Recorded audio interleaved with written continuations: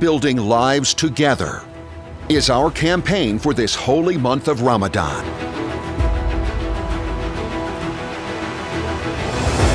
Our purpose is to fundraise $16 million to finish constructing the Tree of Paradise building.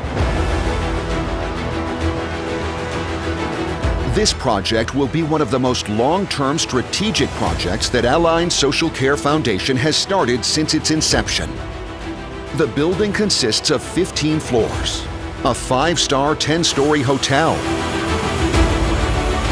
and the Luminous Stars Center with its 3 divisions: vocational training, psychological rehabilitation, and a healthcare facility, all offering free services to the orphans.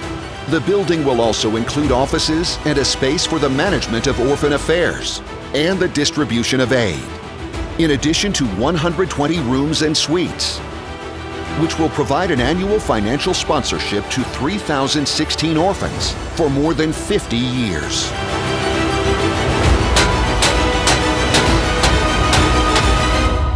The building sits on an area of 10,763 square feet, or 1,000 square meters, and contains a floor size of 161,458 square feet, or 15,000 square meters.